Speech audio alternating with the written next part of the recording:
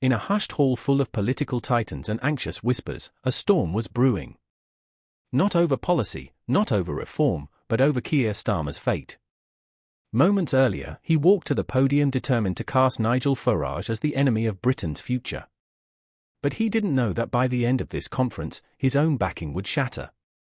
If you want to get to the heart of UK politics, smash that like button, subscribe to Echo Britain, and drop your thoughts in the comments. Which direction do you think British politics is heading now? Let's talk. The Labour Party's annual conference was supposed to be a moment of command. A platform for Starmer's vision, a rebuke to Reform UK, and a rallying cry to unite the party's base. Instead, the very gathering meant to solidify his leadership became the crucible in which it was questioned. Officials and insiders whispered behind closed doors, could Starmer survive this week?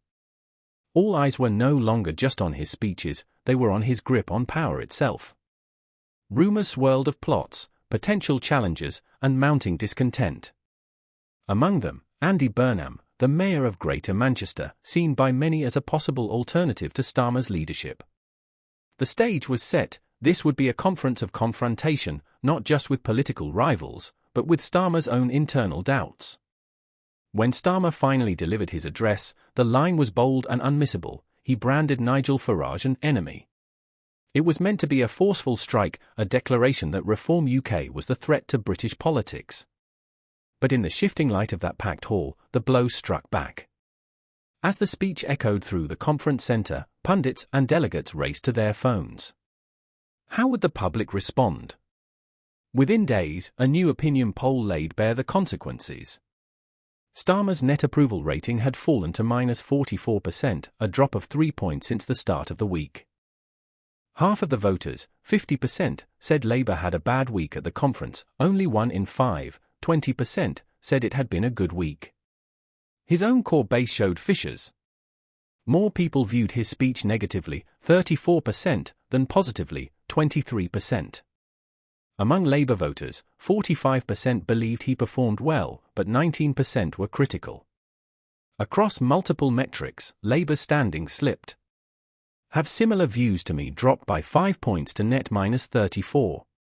Representing what most people think fell by 4 points to net -38. To add insult to injury, the leadership poll revealed that Nigel Farage now leads Starmer by 5 points as the candidate voters believe is best suited to be Prime Minister, Farage 31%, Starmer 26%. Within a single week, the political pendulum had swung, and Starmer found himself falling behind the man he sought to vilify. Beyond raw numbers, what truly shifted was perception, and these changes cut deeper than mere poll swings. A striking 65% of voters now believe Labour is failing to rebuild trust in politics. A similar majority, 61%, say the party doesn't offer hope or optimism, and 59% question Labour's competence to govern. Even on a more intimate level, Farage began to enjoy an unexpected advantage. 39% of voters saw him as optimistic about Britain's future, compared to only 32% for Starmer. Yet paradoxically, that same 39% saw Farage as pessimistic, a duality that hints at a deeper mythos. He's unpredictable, but charismatic. Meanwhile, across the hallways of Conservative politics, Kemi Badenoch was fighting her own battles. Her net approval rating held at -22, 18% approve, 40% disapprove. Even among 2024 Conservative voters, less than 2 in 5, 38%, said she was doing a good job, while 21% disapproved. As the Conservative conference in Manchester loomed, she entered under the lingering shadow of this Labour fallout, a backdrop of volatility, with Farage's momentum looming large. This wasn't just a weak week. It was a turning point. A party once confident in its electoral dominance now finds its leader doubted. A speech intended to consolidate power backfired, exposing deeper fractures. And a rival, the man they tried to stop, is now perceived by many as the more hopeful figure for Britain's future. Starmer's gamble to cast Farage as the enemy may have inadvertently framed his own leadership as the weakness. In doing so, he gave Farage more oxygen, more media cycles, more scope to define himself not as a fringe insurgent, but as a plausible national contender.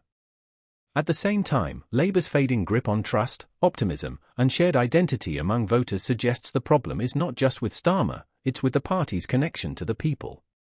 In that conference hall, with flags, applause, and microphones, the stage was never just for Starmer. It was for the question, who has the future in Britain? He came in confident, wielding a moral indictment of Reform UK. He left teetering, with a plunge in approval, whispers of replacement, and a rival now ahead in perception. They tried to stop him. They tried to silence him. But Nigel Farage is no longer the outsider in the shadows, he is fast becoming the cast's focal point. So tell me, do you think Starmer can rebound? Is Labour's crisis recoverable, or has this conference begun a new era in British politics? Leave your comment below, your view could spark the story's next chapter. And don't forget to subscribe to Echo Britain and ring that, we're just getting started.